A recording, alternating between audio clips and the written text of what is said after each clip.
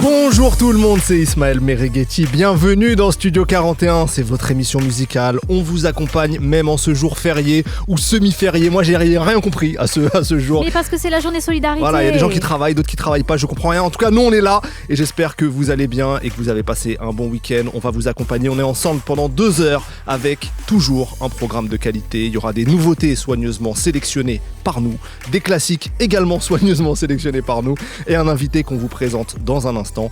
Elena Oliveri est à mes côtés, comment vas-tu ? Merveilleusement bien en ce lundi qui avait bien commencé et qui a fini pluvieux. C'est vrai qu'il faisait méga beau aujourd'hui. Il y a eu un orage qui vous est tombé Orage de dessus, fou on furieux. n'a rien compris. C'est quoi tes coups de cœur musicaux du moment ? Alors, beaucoup le Kendrick Not Like Us, beaucoup AC9, beaucoup La Flame et beaucoup Ma Petite Merveille. Ah, Merveille. Ouais, Mais Merveille. on n'écoute pas assez de Merveille. Ouais, je c'est vrai trouve. qu'on n'écoute pas cette merveille. Est-ce qu'on ferait pas un truc fou en ce jour férié ? On commencerait pas là. Genre. Ouais, je suis wild. Je suis complètement Il est zinzin. crazy. Je suis complètement zinzin. Et bah écoutez, je vais vous le dire, avant de recevoir notre invité, Oui. on va écouter Merveille. Oh, Ismaël, t'es trop gentil. Tu veux écouter quel morceau ? Vu que c'était pas prévu. Tu veux écouter quel morceau ? Ghetto. Ghetto ? Ok, on écoute Ghetto de Merveille. Probablement un petit shy qui va se traîner juste après, un Santa Ok. Fe. Et puis on revient juste après, on vous présente notre invité du jour. C'est parti, parti. vous êtes dans Studio 41. Bienvenue. Toute l'actu musicale, Studio 41. Avec Elena et Ismaël. Move. Et qui est l'invité qui arrive dans un instant dans le studio ? C'est Vakra qui arrive. Alors, faut que je vous fasse une confidence. Quand Vakra a révélé son identité l'année dernière, Elena était dans la salle et je pense qu'on l'entend sur toutes les vidéos de tous les médias tellement elle crie. Donc il y a un petit passif, j'espère qu'elle ne va pas crier aujourd'hui. Voilà, on va l'accueillir en musique Vakra comme d'habitude. Un petit morceau clin d'œil. Alors, il a énormément d'influence musicale, il a écouté de tout. Donc, j'ai été obligé de choisir le King, le boss des boss, l'artiste total qui, lui aussi, avait une signature vocale unique. C'est Michael Jackson, bien sûr. On va ouvrir Studio 41 avec du Michael Jackson, un de ses derniers gros tubes, You Rock My World. C'était en 2001, morceau très R&B puisqu'il a été produit par le beatmaker Rodney Jerkins. Rodney Jerkins, c'est un immense producteur de R&B américain qui est derrière notamment Say My Name des Destiny's Child ou encore The Boy Is Mine de Brandy et Monica. Voilà, une pointure. On va donc replonger 23 ans en arrière déjà avec le King of Pop Michael Jackson. Vous êtes sur Move, c'est Studio 41. Move Studio 41. avec Ismaël et Elena. Et Vakra est avec nous, comment vas-tu ? Ça va super et vous, comment allez-vous ? Ça va très très bien, on est très heureux de te recevoir. Merci pour l'accueil encore une fois. Merci. Bienvenue dans Studio 41. Merci beaucoup. Est-ce que c'était un bon choix, Michael Jackson ? Super, magnifique. Quel choix extraordinaire, quel artiste. Voilà, c'est le plus gros pour moi à mon sens et puis voilà. C'est quoi question bateau, mais c'est quoi ton album ou ton morceau favori de Jackson ? Mais j'ai l'impression que ça dépend complètement de l'époque, mais j'ai l'impression que tout est bon. Après, je vais le mettre jeune, c'est magnifique aussi avec les Jackson 5. Donc non, j'en ai pas forcément un précisément. Ça varie en fonction du mood. Je trouve que tout est très très bien travaillé. Il y a tellement de... Il y a une vision en fait, il y a une vision dans tout et tout est à prendre en fait, j'ai l'impression. On dit souvent que... Stevie Wonder aussi. Ah bah oui. Il y a certains monstres, faut Ah mais voilà. bah, j'allais un peu... Et j'en oublie tellement. Non mais voilà. Mais on dit souvent que Jackson c'est un peu la légende suprême quand même, de par tout l'aspect même notoriété qu'il a pu atteindre, etc. C'est ça. Est-ce que tu penses qu'il y a des artistes du 21e siècle qui pourraient commencer à rivaliser ou rivaliser dans le futur ? Après, c'est un point de vue, donc je pense que j'aurais peut-être une vision, mais c'est mon point de vue, hein. Il y en a plein, mais il y a des artistes extraordinaires, enfin, c'est fascinant, notre époque est fascinante, je trouve. Quittons les États-Unis, revenons en France avec la sortie de ton premier album, Pygmalion, sur lequel on retrouve Jossman, PLK, Soul King et Louane. On va le découvrir pendant 1 heure et on va aussi un peu te découvrir quand même. Tu nous diras ce que tu as envie de nous dire. Ce que le public ne sait peut-être pas, ce que le grand public ne sait peut-être pas, c'est que ça fait 15 ans que tu charbonnes dans la musique. Tu as explosé depuis un peu moins de 2 ans environ. Mais le projet Vakra, en fait, c'est un long marathon. Donc pour commencer, on a prévu une interview 15 ans de carrière. Parce que oui, quelque part, ça fait déjà 15 ans de carrière pour comprendre un peu mieux d'où tu viens. Première question, est-ce que tu te rappelles du moment où tu te dis que tu veux faire de la musique ton projet de vie ? Est-ce qu'il y a un déclic particulier ? Après, c'est spécial comme question. Je sais que, vu que j'ai l'impression que la musique a pris une place dans ma vie dès qu'elle est arrivée. Et j'ai toujours rêvé de faire de la musique ma vie. Et donc, j'ai pas vraiment ce moment présent ou cette période où je me dis c'est peut-être possible d'en faire mon métier, mais j'en ai tellement rêvé toute ma vie que j'ai l'impression d'être né et d'avoir pensé ça tout de suite, quoi. Comment t'as apprivoisé ta voix au début? Est-ce que c'était un complexe même? Je sais pas si c'est un complexe, je sais que j'ai beaucoup travaillé, j'ai essayé d'expérimenter parce que je suis complètement fan de toute musique, j'aime tout. Et je sais que j'ai pris gauche-droite, j'ai essayé de tester des trucs, plein de trucs. Et puis, j'ai l'impression que tout a changé, tout est devenu réalisable le moment où j'ai assumé peut-être ma voix aiguë et ce timbre. Mais avant, c'était pas forcément un camouflage, mais c'était juste une envie de tester plein de trucs. Et on est arrivé à ce truc très spontané, naturel qu'actuellement, avec toutes ces années peut-être de travail et d'entraînement, voilà. C'est aussi pour ça qu'il y a un feat avec toi-même sur le projet. Ça, c'est vraiment un clin d'œil. Ça, c'est drôle. Moi, au début, j'ai pensé que c'était une erreur, tu vois, sur les plateformes. Ouais, beaucoup de personnes, ouais. J'attends 24 heures, 48 heures, non, je me dis ok. Mais j'ai eu ce petit plaisir. J'ai dit aux équipes, j'ai vraiment envie de faire un clin d'œil à tout ce qui s'est passé l'année dernière et ça a tellement été immense et magnifique que je voulais absolument faire un petit clin d'œil sur un morceau. Et quand j'ai proposé l'idée, tout le monde m'a répondu let's go, t'es fou, mais ça a l'air cool, quoi. Pendant ces 15 années précédentes, est-ce que j'imagine que tu as navigué dans pas mal de styles musicaux différents? À fond. Justement, et je pense que je changerai jamais ça. Je sais que maintenant, j'ai peut-être une attente du public et je sais qu'on attend peut-être une certaine musicalité ou une recherche, mais je cesserai jamais de tester des trucs et d'expérimenter tout en restant cohérent avec ce que les gens aiment de moi. Mais je suis tellement passionné de toute la musique en général que voilà, je peux pas me stopper un style. Je trouve ça triste, justement. Je suis d'accord, mais justement, est-ce que là, il y a un genre musical qui te vient en tête où tu te dirais, ouais, j'aimerais bien essayer ça? Franchement, non, pas forcément, parce que j'essaye de tout tester et de faire un mélange dans ma musique en général. Après, je sais que j'écoute de tout et on est dans une époque où on a la chance de pouvoir avoir sous les yeux toutes ces influences et de pouvoir expérimenter, de pouvoir écouter tout ce qui se passe autour de nous. Moi, simplement, je sais que j'essayerai d'avoir le mélange de toutes mes influences et après, ça m'appartient pas forcément. J'aime la musique en général et j'essaierai de faire la musique qui me parle le plus, mais il y a tellement de choses magnifiques que je vais continuer de tester, d'expérimenter et c'est comme ça que je me sens vivre et c'est comme ça que je suis passionné en fait. On parle de passion, en 15 ans quand ça fonctionne pas forcément, la passion peut être là, mais est-ce que tu as pensé parfois à arrêter ou à faire autre chose? Est-ce que ça t'a traversé l'esprit à des moments? Je l'ai peut-être dit pour mes proches, je vais peut-être arrêter, je vais me concentrer sur autre chose histoire de les rassurer, mais moi c'était complètement impossible, c'est entièrement ma vie. J'ai l'impression que ma vie fonctionne au niveau de mes réalisations et j'ai l'impression que je peux aller mal dans ma vie, vivre des choses sombres, mais tout ce qui peut me relever, c'est de me réaliser et je vois que la musique pour me réaliser en fait. C'est l'art qui me touche le plus. Je me lève, je pense musique, je me couche, je pense musique et voilà, je peux pas faire sans. Donc c'est vrai que des fois j'ai eu besoin de prendre un peu de recul et de vivre pour raconter, mais la musique c'est toute ma vie, je peux pas vivre sans quoi. Tu vas voir la lumière aussi avec Plan Séquence. Yes. Et est-ce que en faisant ce titre ou en l'écrivant ou je sais pas, tu t'es dit ouais celui-là en fait c'est peut-être le bon? Eh ben en plus la session elle est trop spéciale. J'avais fait un morceau avant et on l'avait fini, il nous restait 1 heure ou 1h30 de session et puis je l'avais proposé en début de session, ils m'ont dit ouais mais tu vois dans l'instrumental il n'y a pas forcément de basse, viens on passe à autre chose et j'ai voulu le poser parce que j'avais une idée là-dessus. Et c'est le titre qui a changé ma vie. Et c'est vrai qu'en sortant, je l'ai fait écouter à tous mes frères, etc. Et ils m'ont dit de même qu'on avait peut-être touché un truc. Et en fait, ça s'est fait très, très naturellement. Mais c'est ce morceau qui a changé ma vie. Et ça a tout orienté, tout positionné. Et ça a ancré la personne que je suis actuellement. Et voilà, c'est ma fierté. Bravo, Conséquence, Tiki Taka en fait partie ouais, aussi. Tiki Taka, bien sûr. Évidemment. C'est quoi les plus gros sacrifices que tu as dû faire en 15 ans pour la musique?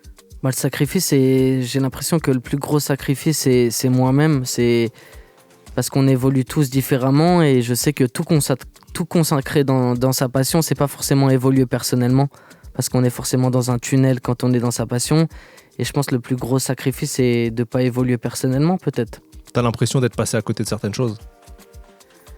J'ai aucun regret là-dessus, ouais. Mais c'est vrai que j'ai dû rater pas mal de choses et j'ai dû peut-être avoir des erreurs de compréhension, de gestion d'émotions et qui appartiennent qu'aux passionnés de musique. Et je me suis isolé, je me suis consacré là-dessus et puis voilà, c'est tout.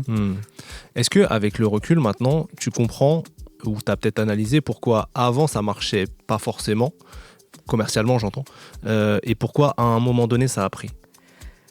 Après, je suis persuadé que c'est pas forcément dû à moi, c'est dû à l'entourage, à beaucoup de personnes. Je sais n'importe quel artiste fait une bonne musique, je sais que la musique ne représente pas forcément un artiste. Il y a beaucoup de travail à côté et j'ai rencontré les bonnes personnes au bon moment.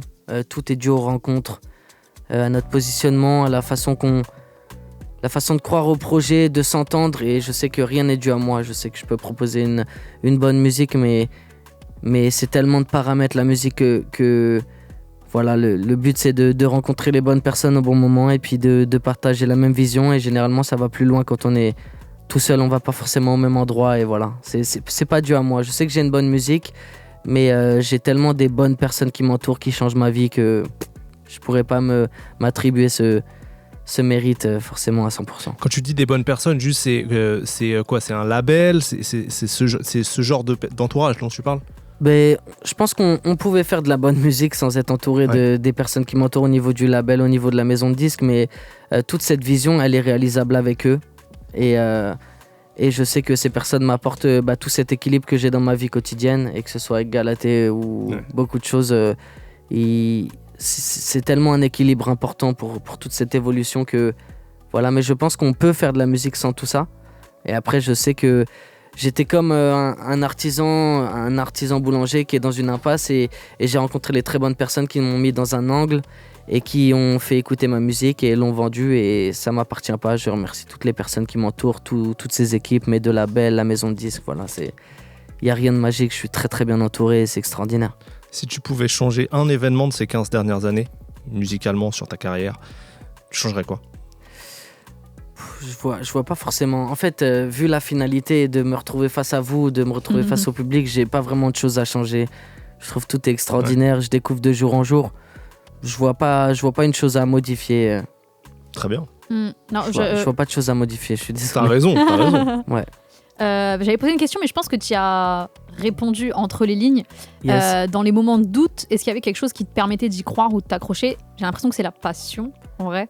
Ouais, toujours, encore une fois, ça revient, mais j'ai jamais vu ma vie sans la musique. Je trouve j'ai beaucoup de choses, j'ai beaucoup d'amis, j'ai beaucoup de proches, je peux vivre énormément de choses hors musique, ce qui m'apporte un équilibre et une sainteté dans toute cette construction de projet. Mais je sais que tout ce qui m'anime, c'est la passion, et j'aurais jamais été aussi loin si j'avais pas été passionné, si toutes les personnes qui arrivaient dans ce chemin aussi me passionnaient. Voilà, je sais que tous les compositeurs, les beatmakers, toutes les personnes qui sont rentrées dans le projet m'ont passionné énormément et ont créé toute cette musicalité, et rien n'est dû à moi. C'est un partage et j'ai eu la chance de vivre ce partage dans la musique, quoi. Dans la partie la plus récente de ces 15 dernières années, il y a le reveal de ton identité.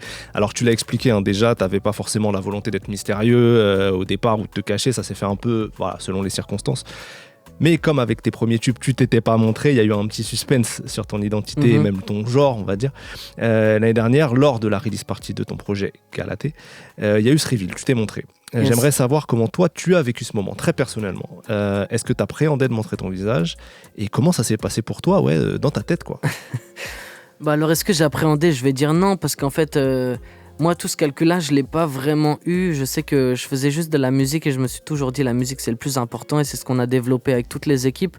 Je sais que je suis dans tous mes clips avec cette espèce de caméo où j'apparais, mais je n'avais pas l'impression d'être le plus important dans tout ça. L'important, c'était de toucher les personnes qui m'écoutaient et d'avoir un vrai fond qui leur correspond et qui fait avancer peut-être certaines choses.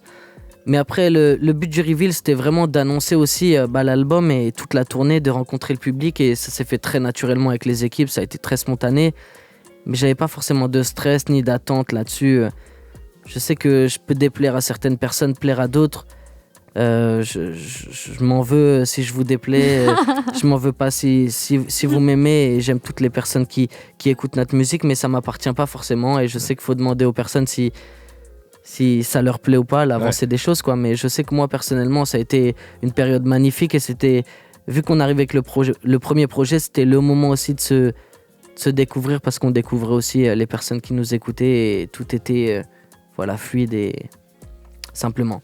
Il anticipe. Oui, je pense qu'il a déjà répondu à ta question. Ouais, parce que j'allais te demander si tu regrettais, donc visiblement non. Et que surtout, ce reveal, ça te permet de faire de la scène.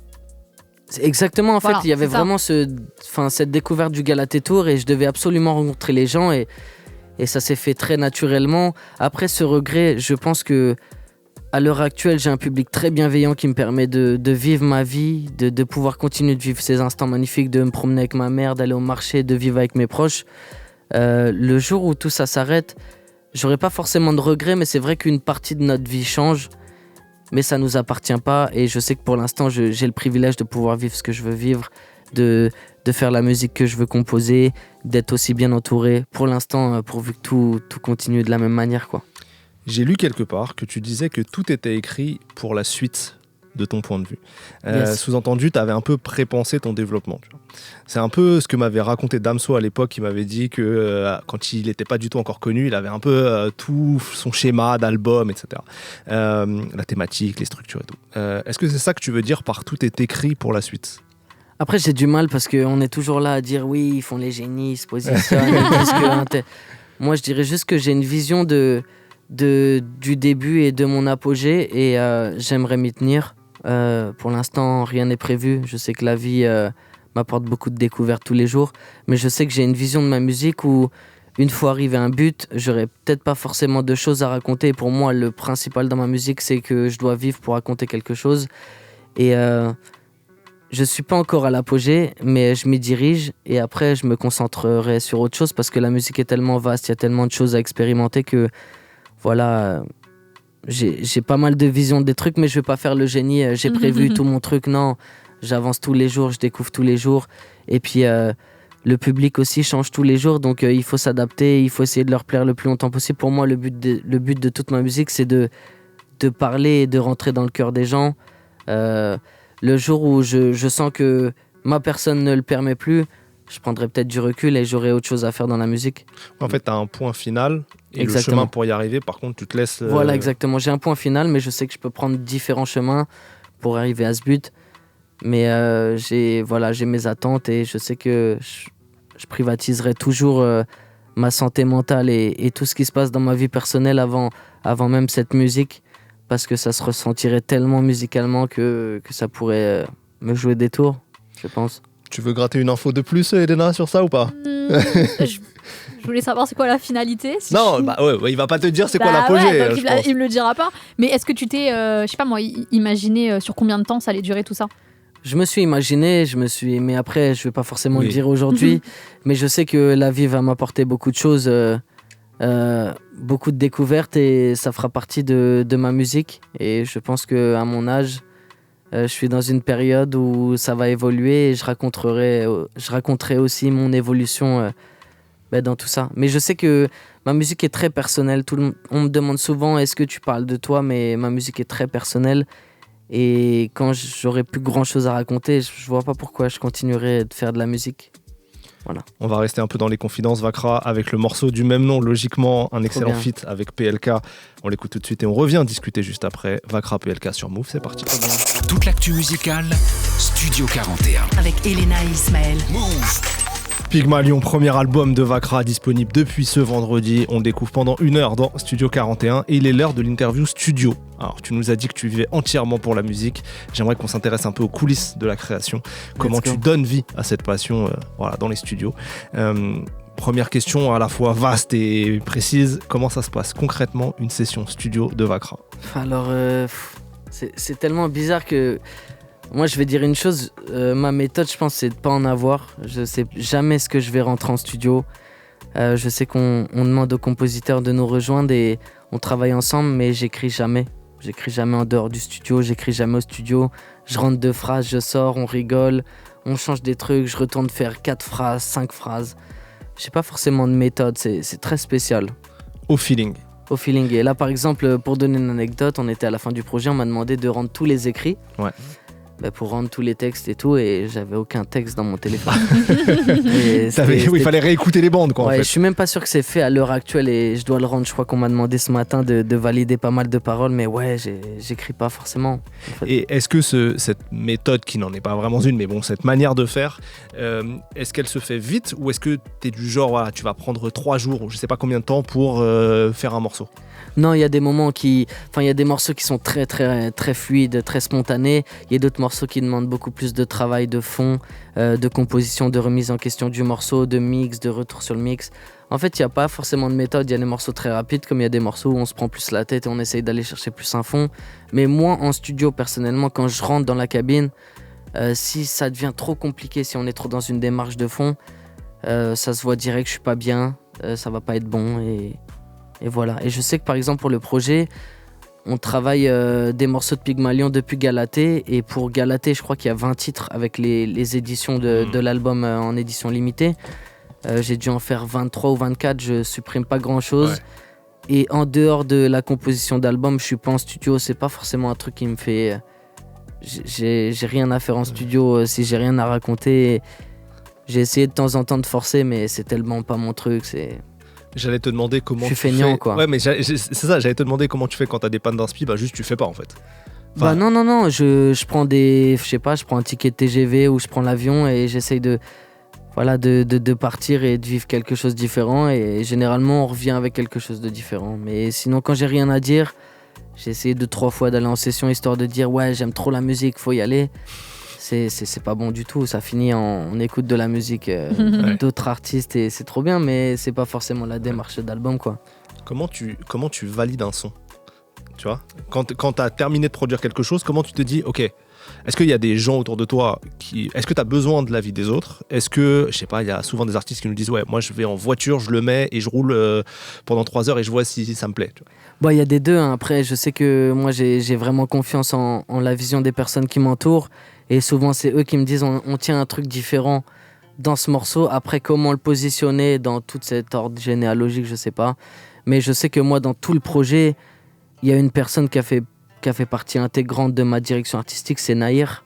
Et il a été dans toutes mes sessions, dans toutes mes compos, les mix. Et il a une vision tellement sévère de moi qu'il faudrait lui poser la question. Moi, en tout cas, je fais juste de la musique. Je m'écoute pas forcément pareil. En sortant de studio, j'écoute pas forcément mes sons. Je me sens, ça me rend mal à l'aise un peu de dire waouh c'est un son de ouf.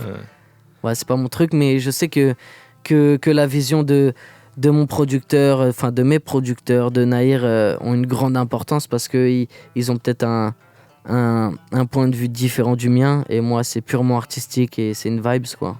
2 questions sur Nahir. La première c'est comment elle est née cette connexion et la deuxième c'est quel rôle précis il a joué sur Pygmalion. Ok, trop bien, je crois qu'on s'est rencontrés à l'époque de Galatée, voire un peu avant, parce que c'est la première signature du label Convergence et c'est vraiment une racine ancrée du label et ça a été une très belle rencontre directe, sauf que j'attendais forcément ce morceau, il n'est pas venu directement, on a dû prendre du temps pour composer pour lui ou pour moi aussi, que ce soit pour Galatée, et puis en fait on s'est tellement entendu humainement et artistiquement qu'on s'est suivi dans tout, mais il a fait partie de tous mes séminaires, toutes mes sessions. Je pense que c'est une personne que j'appelle tous les jours et on peut discuter de 1 à 4 heures de tout, on peut s'embrouiller. Enfin, pour moi, c'est mon directeur artistique dans tout, tellement sa vision est précise sur moi et j'ai pas forcément le recul qu'il a de moi. Et je pense que sans prétention, dans son projet aussi qui arrive, parce qu'il y a des très très gros morceaux, j'ai ce rôle-là aussi parce que je connais cette personne qui connaît pas forcément de lui-même et ouais, c'est un travail quotidien, on est tout le temps ensemble et puis ce label nous permet, par exemple il y a 2 oui aussi, on est 3 artistes dans le label Convergence hors compositeur, mais par exemple on est 3 artistes où on vit mutuellement ensemble et on a une connexion et c'est plutôt extraordinaire et pareil de oui arrive très très fort avec son projet et on est tout le temps ensemble et j'ai la chance de faire partie de cette écurie qui nous permet d'être libres tous ensemble et de travailler ensemble quoi. T'es assez bien quand tu travailles avec les gens que tu connais, mais si tu fais des collaborations avec des artistes que tu parfois rencontres pour la première fois, comment tu te sens en studio ? Après j'ai rencontré tous les artistes pour une première fois. Ouais. Mais non, moi je suis jamais trop stressé. Voilà, je suis jamais trop stressé. C'est plutôt des rencontres humaines où on arrive tous à vivre quelque chose sur le moment. Et généralement, on s'entend tellement bien. Enfin, j'ai la chance de travailler avec des personnes qui sont passionnées de musique. Et en tant que passionné, on se rejoint sur tellement de points, sur tellement de choses. Et puis, ouais, je sais pas. J'ai jamais eu de stress. Enfin, j'ai l'impression que je suis jamais stressé, quoi. C'est un bordel. C'est fort. Est-ce qu'il y en a un qui t'a donné peut-être un conseil que t'as retenu? Il y en a eu tellement. Après, je vais parler de Némir avec toute son expérience, son recul, qui m'a dit de vraiment expérimenter et de jamais perdre ce truc de découverte parce que c'est la plus belle chose pour lui dans la musique et il en paye les frais ou il travaille de cette manière aussi et c'est l'artiste extraordinaire que c'est dû à ça. Mais il m'a dit cet amour de la musique ne la bride jamais, ne la frustre jamais, teste et c'est toi qui créeras l'attente et pas forcément l'autre côté. Et voilà. J'avais une question par rapport à ça qui rebondit un peu sur ce que tu disais au début de l'interview. Maintenant qu'il y a un public et une attente autour de toi, comment tu arrives vraiment à combiner l'attente des gens et ce que tu veux faire musicalement? J'ai l'impression que c'est déjà combiné. Enfin, voilà, effectivement, mais est-ce que là ça match? Après, c'est mon premier album, donc je pense qu'après, je vais peut-être recevoir des avis négatifs comme positifs qui vont peut-être m'orienter ou me faire comprendre pas mal de choses de la musique. Mais je sais que la plus grosse prise d'information que j'ai pu avoir durant tout ce trajet, même s'il est très court, c'est le live où ça ment pas et des réactions en live, des réactions du public. Enfin, il y a tellement un preset qui s'impose que ça se fait automatiquement. J'ai pas forcément de preset ou de chemin à suivre actuellement, mais j'ai l'impression que pour l'instant, ma musique, c'est d'être la plus sincère possible et j'ai l'impression, du peu de retour que je reçois depuis quelques jours, qu'on a réussi ça dans l'album et que ça leur correspond quand même. Je suis très content des retours, quoi. Est-ce que tu prends des cours de chant ou pas du tout? Ou t'es vraiment genre autodidacte de ouf? Autodidacte à fond. Je sais que j'ai essayé d'en prendre, mais après, en fait, les cours de chant, c'est tellement vaste qu'il y a tellement de choses à exploiter. Moi, je sais qu'à l'heure actuelle, j'aimerais et je vais en reprendre concernant la respiration, pas mal de positionnement aussi et du recul sur ma musique. Mais après, j'ai quand même une musique un peu spéciale. On travaille un peu différemment de tous ceux qui vont nous apprendre aussi à bien chanter. Donc j'ai des choses à apprendre comme des fois on a peut-être aussi dans l'urbain comme dans la musique on a aussi des cours à donner à ceux qui donnent des cours. Enfin, c'est vraiment pas prétentieux ce que je dis. Mais l'urbain est tellement extraordinaire aussi que ça mérite aussi d'étudier ce cas-là parce que il est différent, il change de jour en jour et il n'y a pas de code, il n'y a pas de recette magique. Mais après je sais que dans la respiration, les vibratos, on a tellement de choses à apprendre aussi, mais je sais qu'on a des choses à apprendre de notre côté aussi, évidemment. Pour terminer cette interview studio, question un peu vaste et vague, mais est-ce que tu as des souvenirs très marquants de sessions studio un peu magiques qui auraient pu se passer dans ta longue carrière déjà? Non, longue carrière je sais pas, mais je sais que je vais dire Piranha avec Nahir ou... Avant même d'avoir entendu la rythmique du projet, je dis c'est ce projet qu'il faut. Et puis ça a tellement été rapide et quand je vois l'envergure du projet, pour moi ça serait l'anecdote. Et en plus de ça, c'est le premier morceau qu'on nous permet de réaliser parce qu'on nous a toujours dit non les gars, on verra plus tard pour vous les frérots et tout. Et puis ce morceau a tellement été spontané. Et quand je vois l'envergure, le morceau que c'est devenu, moi je trouve ça extraordinaire. Et après j'ai des anecdotes dans tout, des rencontres, il y a de tout dans la musique. Je sais que chaque rencontre est magnifique, mais je dirais celle avec Nahir parce qu'elle représentait énormément de choses pour moi, quoi. T'as une phase dans un des sons de l'album, tu chantes « Paraît que ça m'entend dans Santa Fe de Shai ». Yes. J'ai vérifié les crédits, tu n'es pas sur Santa Fe de Shai a priori. Est-ce que tu as travaillé ou est-ce que tu travailles dans l'ombre avec d'autres artistes outre Nahir que tu as évoqué déjà? Est-ce que c'est un taf que t'aimes faire ou que t'aimerais faire ou que t'as fait? Pourquoi pas? Après, c'est un travail que je ne connais pas forcément. Pourquoi pas? Je sais que j'aimerais bien... Enfin, je suis tellement dans le partage de la musique et dans les rencontres que pourquoi pas? Pour l'instant, j'étais plus concentré sur mon projet.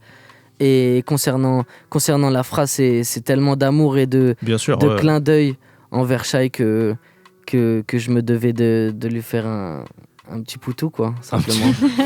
On fait tous un petit poutou à chai éventuellement. Exactement, quel artiste. Oui, évidemment. Vakra, c'est parler, il est temps de découvrir 2 morceaux du projet, que les auditeurs puissent entendre cette musique. On a choisi Cadre en Suisse dans un premier temps et ensuite Oh My avec Soul King. Trop bien. Vakra Trop bien. dans Studio 41 sur Move. Studio 41. Studio 41. Avec Ismaël et Elena. Et Vakra est notre invité aujourd'hui pour nous présenter Pygmalion, son premier album. C'est ça. Pygmalion, dans la mythologie grecque, c'est un sculpteur qui tombe amoureux de son œuvre, de sa sculpture. Exactement. Et là, sur ta pochette, on voit une sculpture, entre guillemets, ou voilà, une œuvre qui te chuchote quelque chose à l'oreille. C'est quoi le sens de cette pochette ? Après, ce sens, c'est plutôt d'exprimer la complicité que j'ai avec Galatée et ce truc-là qui fait qu'on se quittera jamais. Peut-être cette suite logique.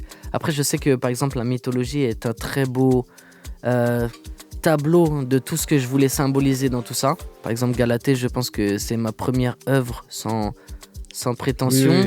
Oui. Et j'ai pu lui donner vie. Et là, on parle de Pygmalion, du créateur de Galatée. Et c'était vraiment un beau symbole de l'avoir me chuchoter une petite blague à l'oreille ou une petite confidence, quoi. Vakra, on va te retrouver cet été dans plusieurs festivals. J'imagine peut-être un Pygmalion Tour après ? C'est possible. C'est possible, c'est à tout à fond. fait possible. J'attends que ça, moi. Je pense que le public attend aussi. J'attends que ça. C'est quoi ton meilleur et ton pire souvenir de scène ? Franchement, j'ai pas de pire souvenir de scène. C'est vrai, tout s'est toujours bien passé. T'as jamais eu une galère, un truc Franchement, T'es non. jamais tombé sur scène ? Non, mais j'aimerais raconter une anecdote et tout, mais tout s'est tellement bien passé. Je dirais le plus mauvais souvenir, c'est peut-être les Ardentes qui ont été annulées, où on était dans le van à 10 minutes et puis on voit Le dimanche, là. des énormes affiches sur l'autoroute nous disant que le festival est annulé, puis pas mal d'appels, mais sinon tout le Galatée Tour c'est parfaitement articulé. On a eu beaucoup de personnes, enfin c'était tellement extraordinaire. J'ai pas forcément. Non, tout s'est bien passé. Tant mieux, en vrai, tant mieux. Et le meilleur alors ? Le meilleur, je dirais que c'est l'Élysée-Montmartre avec ma mère et mon père voilà, après toutes ces années de travail sans relâche, qui étaient enfin disposés à apprécier un show de ce nom, j'ai l'impression. Est-ce que c'était la première fois qu'ils te voyaient sur scène ? Non, la première fois c'était à l'escale de Demi-Gênes et on était 20, alors que la capacité était d'à peu près 400. Et là, on a fait complet à l'Élysée-Montmartre avec tous les Avengers et c'était le jour de l'anniversaire de ma mère. Enfin, pour moi, c'est un symbole extraordinaire et je crois que c'est mon plus beau souvenir. Après, je sais que la release party à l'Olympia il y a quelques jours était tellement inaccessible il y a quelques temps et on l'a réalisé et j'en reviens pas, quoi. C'est extraordinaire. En vrai, tu te rends compte, genre une release party, mais à l'Olympia. Il y avait écrit les lettres rouges, release. Ouais, c'est ça. Vakra. Non, mais en plus, c'est vraiment une vision de l'équipe. Moi, à l'origine, on devait faire un espèce de musée où on retraçait un peu tout avec une immersion, etc. Et puis, mes producteurs m'ont appelé et m'ont dit viens, on fait un truc fou, on fait la release party à l'Olympia. Et ils ont réussi à le réaliser, quoi. C'est tellement incroyable. C'est fou. Comment, humainement, t'as vécu le Galatée Tour, au cours duquel tu recevais de l'amour des gens, je sais pas, toutes les semaines, tout le temps, après avoir, comme on l'a dit au début, passé des années plus dans l'ombre, dans la solitude de ta création. Qu'est-ce que ça fait de recevoir d'un coup, comme ça, des doses d'amour ? Ça a donné une dose où, voilà, j'attends la deuxième dose, simplement. C'est tellement été énorme, tellement... Wow. J'ai eu trop d'amour, peut-être plus que j'en méritais. Et j'ai rencontré des personnes extraordinaires sur la route. J'ai eu la chance de voyager, enfin de m'installer même le temps d'une soirée dans des villes que je connaissais pas du tout. J'ai pu découvrir tellement de choses, rencontrer tellement d'humains. Et puis c'était tellement bienveillant, tellement énorme. Et puis j'ai rencontré une vraie équipe, que ce soit dans le Pygmalion Tour ou dans autre chose. J'ai rencontré une vraie équipe et c'est vraiment une aventure extraordinaire. Pygmalion est dispo partout. On va se quitter avec 2 nouveaux extraits. Le feat avec Jossman, pour ceux qui encouragent les gens qui font du yoga. Et puis un solo, moi un son que j'aime beaucoup, le morceau Agent Secret. Incroyable. Vakra, merci beaucoup d'être venu nous voir. Merci beaucoup pour cet accueil et c'était un vrai plaisir, vraiment. Plaisir partagé. Plaisir amplement partagé. On te souhaite le meilleur pour la suite. Merci, je vous souhaite également le meilleur dans vos passions et réalisations à tous vos projets.